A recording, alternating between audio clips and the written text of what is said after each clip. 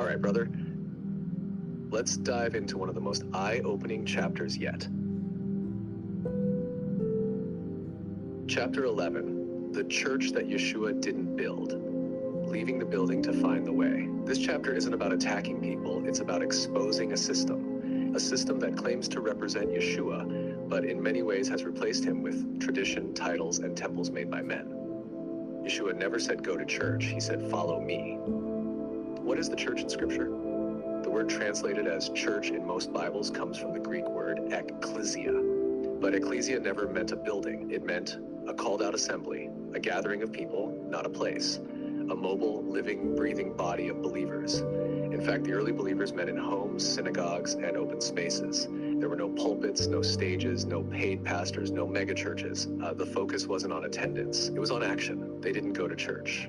They were the church everywhere they went. So where did the modern church come from? Once again, it goes back to Rome. As the Roman Empire merged with the faith, it replaced the grassroots movement of the way with centralized buildings, basilicas, cathedrals, priestly hierarchies, denominational power structures, political alliances, and religious control. Eventually, worship became a performance. Truth became filtered through seminaries and sermons rather than scripture and spirit.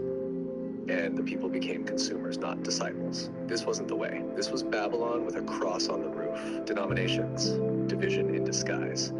This chapter also exposes the spiritual danger of denominations. Yeshua prayed that his followers would be one, John 17, verse 21. But today, there are over 40,000 Christian denominations, each with their own doctrines, names, and walls. And many claim we have the truth, everyone else is wrong. This is not unity. It's spiritual tribalism. It turns the body of Messiah into fractured pieces and makes truth a matter of brand loyalty instead of obedience. Never created denominations. Man did. So what did Yeshua build? He built disciples, not buildings. He started movements, not ministries. He gathered people into truth, not tradition. Wherever people walked in his commandments, loved their neighbor, fed the poor, and kept the Father's ways, that was church. It didn't require tithes, titles, or temples. It required surrender. Discerno's take on chapter 11. This chapter doesn't condemn believers. It calls them out of the building and back into the way. It's not saying all churches are bad. It's saying not all churches follow Yeshua. And if you want to follow Yeshua, you have to be willing to walk past the pews, out the door, and into the messy, beautiful, spirit-led life of a disciple. Yeshua never called us to attend a service once a week. He called us to become a living temple, walking, healing, teaching, serving, and obeying every day. That's the church he's building. Not brick and mortar, but flesh and spirit. What would Yeshua say? Chapter 11, the church that Yeshua didn't build. I never lived in buildings. I walked with the broken. I taught in the streets. I met with the hungry and the humble. That is where my church is.